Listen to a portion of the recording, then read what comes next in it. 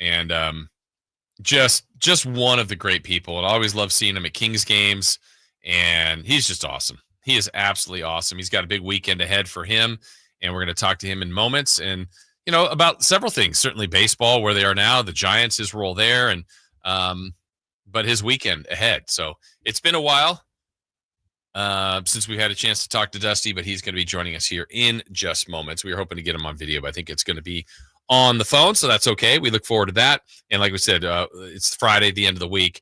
We're going to go into the weekend the right way with some Friday fun and games and celebrity birthdays a little bit later in the show. So Dusty Baker scheduled to join us here. We'll still get back in a little bit more conversation on the Kings and what they've done here. And as the draft was very important, free agency is next. But without further ado, let's bring him in. It's been a long time since we had a chance to talk to him, but always love talking to the great Dusty Baker. Dusty, it's Jason. How are you? Hey, Jason. First, who did the Kings get? Well, they got Neat Clifford 2 days ago. They traded up in the first round to get him. He was from Colorado State. And then yesterday in the second round, they took from Stanford a 7-1 big man, Maxime Reynaud. And they all seem to be pretty excited about these guys to add to the roster. Oh, great. I got so busy, man, I missed the draft. And, my family being a Kings fan, I was going to ask my son, but I didn't get a chance to talk to him. So I'm hoping that they work out great. I hope the new general manager and new head coach, everything works out for us in Sacramento because, we certainly need a winner here pretty soon. Well, it's not just your family, Dusty. We see you at the games. You've become a big Kings fan over the years. Oh, yeah. Well, my dad was an original Kings fan. Yeah. And, he went to every game. I was out of town most of the time. Then when I moved back here, I go probably 5 or 6 games a year, but my son, he takes all the best tickets, whoever's coming in town. And so I get to go sometime when he doesn't go. But I enjoy it. I watch every game on TV because I'm a fan. I'm a basketball fan. Well, you just always been a fan of a lot of different things. I know from talking to you over the years, hunting and fishing, and now your winery. Like and you're still involved in baseball with the Giants. Like you got your hands in a lot of different things. Well, that's just how I was raised, I guess. My dad taught me to seize the day, carpe diem. And, that's how I try to live my life. I see a lot of people, a lot of my friends have passed over the past few years, and a lot of them, weren't that old. And so, you got to enjoy your life. You try to leave your mark on different people and their futures. You try to help them and, as well as helping yourself. And, I'm a guy that played all sports. I guess I'm the same way in my life. I like to do a number of things, and I try to enjoy all of them and be the best at it. Well, I know we've talked in the past, but the Baker family winery, like this has turned out pretty good for you. What's kind of the latest there, and how has that whole process kind of evolved for you? Well, it's turned out good. Industry is a little tough right now all over the world, but we're trying to find innovative ways to sell wine, to get our wine out there to different people, because I think we have good quality wine and at a decent price. And we started out just for fun, and I was giving away shiners to my buddies that played ball, Jerry Manuel, Jerry Royster, and all the guys from Sacramento, rolling office, and they told me, hey man, it's pretty good. And those grapes, that juice was coming off my property out here in Granite Bay. That was Syrah grapes, and one thing led to another. We ended up saying, hey man, maybe we can do this. And the guy that planted my rootstock, Chick Brenneman, who's my partner for 20 years, and I planted my first grapes here at my house, and then we grew and we went to Treasure Island, and then we got tired of driving back and forth, and then West Sacramento said, hey man, they opened their arms up to us, and I said, hey, let's go home. And so things have been going pretty good. We're just trying to grow at a slow pace, but at a quality pace. Yeah, and I know you, Hank Aaron, who was an important figure in your life, a mentor for you, and you kind of did even a cab in his honor. Is that right? Well, he made me do that. He told me, he said, hey, man, I want to be part of your company. I said, Hank, I don't need that pressure. I love you, but I just don't want that, that pressure. And, here's a guy that I looked up to before I started playing ball, and during playing ball, and after playing ball, and he's like my father, he was like my father away from home. And so he says, hey, I want to be part of your company. I want you to make me a bold cab. And that's what we did. Just like my mom, we have a rosé that my mom all of a sudden one day she goes, "Hey, I want a rosé." I said, "Mom, you just don't go down to the to the store and slap a label on a rosé. It takes a little while." So she says, "I want a rosé." So she died before she could taste it, but the rosé, is in her honor. So most of the things in my life, have been in the honor of somebody that was important in my life, and that's how I feel in the wine business. Yeah, we're talking with Dusty Baker. Dusty, I know you got a busy weekend too. You got a wine tasting coming up. You're also part of an event this weekend out at Yuba City with the first pitch. I mean, you got a lot going on this weekend. Well, yeah, I do, and plus I got it's bobblehead night at the River Cats tonight. Yep. And so I sat at the game last night with Dave Rigetti. We watched the game. We reminisce about old times and think about doing these. First pitches or wherever you are at a baseball game, you always run into somebody, who's, who you played with or somebody you played against, or just like, tomorrow at the Marysville ballpark, I have Jerome Williams, who was one of my players, with the Giants. He's a coach out there. And so, you look around and, you always wonder what happens to this guy or that guy, but sooner or later, if you go around the baseball field, whether it's amateur or professional, you're going to run into somebody that you know. Yeah, and I mean, I'm curious your perspective and someone that grew up in this region. And we had professional baseball here before, then it's been gone and in different levels. Yeah. But to have the A's here at that park too, I know the River Cats are still there. Just did you ever think you'd see the day that there'd be Major League Baseball back in Sacramento? Well, I was hoping so. Like I moved here after the Solons left. Here I moved here in '65, and baseball's always been big here. I mean, we had some great players come out of here. I remember one time while I was playing, we had like 20 or 25 guys that were in the big leagues that were from Sacramento. And we took pride in being from Sacramento. I mean, we took so much pride if some guy wasn't hitting, we'd get on his butt for not, for not representing Sacramento. And so, baseball's always been big here. And, I'm just glad that they're here. I'm actually looking at a picture of Ricky Henderson on my desk right here. When I think of the A's, I think of Ricky Henderson and my good friend and teammate Dave Stewart, who's helping out right now, and Shooty Babbitt. I have a long history, with the A's, but I have probably a longer history with the Giants. Yeah, for sure. And you're still involved. You're not managing anymore after your great managerial career, but you said back when you're not retiring, you're always going to be around baseball. What's kind of your day-to-day, or at least your involvement still with the Giants? Well, I go down there a couple of days a month, to watch. I watch every game on TV. I try to help Bob Melvin or give him some suggestions. And I also give some feedback, to the front office guys up there, Buster Posey mm-hmm. and all the guys that are upstairs. But basically I kind of leave them alone unless I really have something to offer. And then I go to the River Cats game here a couple of days a month also, to see some of the top rookies in the minor leagues, or to also see guys on the other side that I'd like to,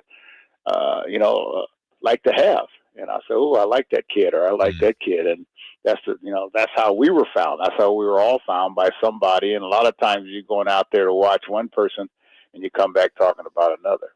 We just spent a lot of the show, Dusty. You asked about the Kings and who they picked. They just had their draft. And, it's such an inexact science, but of your years of experience as a player, a manager, kind of a talent evaluator, I don't know how you would explain it, but I'll ask, like, what are you looking for when you see, I mean, obviously things jump out, the way a guy runs or throw, like just certain things, right. But like, what do you kind of look for and you go, yeah, this is a guy that could be something?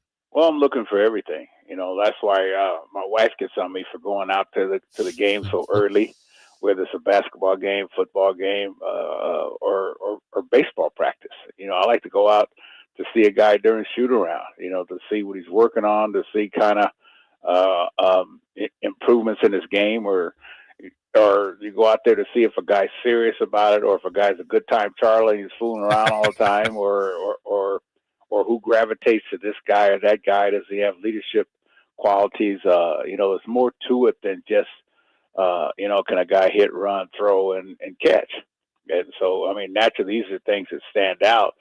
But I look for a lot of the intangibles that the people may not see or may not recognize that kind of jumps out at me. And so it's kind of fun, to evaluate talent. You Sure. hope that you're right more times than not, and then you see how far a person goes, and you say, and that increases your confidence on the next guys that you draft to say if I was right or wrong. And nobody's right all the time, but but you want to be more right than wrong. And I don't know if there's an answer to this one either. In your history, do you feel like when someone misses, and I don't need a player example per se, but like, is there a trait that you go, you know what? I feel like if the person's missing this, that may be why they didn't quite get to the level that I thought they could. Not really. Sometimes it's an injury. Mm. Sometimes it's a mishap in a guy's family. Sometimes it's something in the background. Sometimes sometimes the guy may not be smart athletically on the field, or Mm. or might be not fast enough on his feet to think and to react. And so there are a number of reasons why a guy doesn't make it. Sometimes he's in the wrong organization. Sometimes you're there with 10 outfielders, but if you're in another organization, you might be the number one outfielder over there. So there's a number of reasons why guys don't make it. I don't think anybody knows exactly why. I want to ask you about the Giants. Halfway through, 44-37. There's been probably more good than bad just recently. A pretty rough series with the Marlins, but I think the pitching is spot on. I like some of the bullpen. Offense is the one, but adding Devers should help. Just as they get healthier, what do you kind of see for the back half of the season? Like I expressed to Bob, when you're chasing somebody, you don't want to look behind you because somebody's chasing you behind you. But when you're chasing someone, you want to stay in the rearview mirror of whoever you're chasing, and you just don't want them to run off. And then next thing you know, you're in the side mirror, and then they get nervous, and then you can possibly overtake them and make them nervous. But the main thing is you have to just stay in the race. I mean, it's a long season. You're going to have ups and downs. You're going to get swept sometime. You don't like it, but the Giants have done probably better than most people, gave them credit for in the beginning. Yeah. And I think and Devers is going to help. It takes a while for a guy. I mean, very rarely does a guy come in and make a sudden impact on the team, because it takes time for him to get to know the town, to get to know the organization, get to know the players, for the players to get to know him. I mean, back in my day when I was playing, when I was managing, one of the guys that I remember the most that had the biggest impact immediately was Fred McGriff in my first year of managing. And he came in and made an instant impact, and they overtook us, by one game in Atlanta. So, but that's kind of rare and far between. But the main thing is you just have to remain confident. The guys, everybody's going to contribute. You got to give everybody a chance to contribute, and everybody wants to feel a part of it. Everybody wants to feel important. So we still have a long way to go. Yeah, I'd be curious, in your day as a player, obviously people heard about way back when Babe Ruth pitched and hit, and is kind of a mythical figure almost. But then now we get here this many years later, and here's Shohei doing some things that are just absolutely absurd. What do you see when you see someone that's pitching that well and hitting like he is? Well, I think of the days back in the day of Little League days. Yeah. That's the last time I've seen that. Where guys like Bobby Bonds would hit 2 home runs and throw a no hitter, and it's just hard to believe that somebody is that much better than everybody else. I mean, these are the best guys in the world, and the thing about Shohei, you can't dislike him because he's so polite, and he nods at you before the game starts. I'm trying not to look at him. And then next thing you know, he strikes out the side, or he nods at you to say hello, and he says hello to the umpire, to the catcher, and then he hits a home run. So, he's fun to watch. I mean, he's not fun to manage against, but he's fun to watch. Yeah, for sure. Well, I'm glad. It just sounds like you're in a good place. I know you got your hands in a lot of different things. I can tell you, Dusty, from our text line, our YouTube chat, people just love you here in Sacramento. You've always been one of their favorites and our favorites, and glad you got the wine business going, the wine tasting tonight, the bobblehead tonight, the first pitch tomorrow. Man, you're just everywhere, and I love it. Yeah, I'm everywhere, but I'm still a homeboy that likes to stay home sometimes. Yeah, well, and I know we're going to see you at some Kings games again this year. We look forward to that. Dusty, congrats on all your success. We always appreciate checking in with you, and we'd love to do it again later this season. All right, thank you. All right, thank you. That's a great Dusty Baker. Again, busy time for him. As we mentioned, he's got his Baker Winery going on. He's going to be a part of the bobblehead tonight for Dusty Baker out at Sutter Health Park for the River Cats, and of course, throwing out the first pitch tomorrow. Man, he's doing everything. A few years back, I think it was the some sort of like cheeseburger. Is like when all the restaurants like there's like a cheeseburger competition, and Dusty was out there with his wine, like where you could try it and stuff like that. And I was just saying like, "Hey, Dusty, how you doing?" And he's like, "Oh, good." And then he's like, "Sit down." And we were just like talking for like 15 minutes. Isn't he amazing? And you're like, I just wanted to say hi. And it's not like I didn't say like, "Oh, I'm from 1140. Yeah. Oh, I do this stuff with the Kings." I was just there literally saying like, "Oh, you're doing wine now. That's cool." And then I'm just like, "Oh, have a seat and let's talk about this." I mean, just again, he's one of those guys. Like, if you had an issue with that, it's a you problem, not Dusty. He's just always been that way. Another one that I remember was at a Giants game. It was autograph day, where you got to go on the field and different players came and did autographs and stuff like that. And so it's before the game. And then they started like grabbing players off, like, "All right, you got to go, you got to go, you got to go." And Dusty was there signing every autograph for every kid. And it's like, security's like, "Dusty, we got to go. We have to, you've got a game coming up. You have to get out there." And he wouldn't stop until every kid got their baseball signed. Yeah. And I think those are the kind of people I was the last one. So I was the one that was like the most appreciative. Yeah. Oh my gosh. And I appreciate people that do that. And just Dusty's just been that. Like, we've had texters. He's a real one. I love Dusty. I mean, just again. And I love the fact that, when he was being recognized at Kings games as like the Cincinnati Reds manager, the Astros, everybody hated the Astros. It's like, yeah, but I like Dusty. Yeah. It's like that team was so hated. But it's like, hey, you can't hate Dusty Baker. And then he's introduced people were happy they won the World Series, not because of him. Because of him. It's like, oh, he's never won one before. That's exactly how I felt. Like, I don't really like the Astros, but I want Dusty to win one. So, but every time he's introduced at a Kings game, it's like, I mean, the amount of love he gets is awesome. And he's usually sitting like in the third row. Like, he's not trying to be like, "Hey, I'm Dusty Baker." It's just that's who he is, and everybody loves him. And awesome guy. And I mean, also, like, and I know that's the way it works in a lot of sports, but I mean, for Bob Melvin and Buster Posey, just again, having resources like that.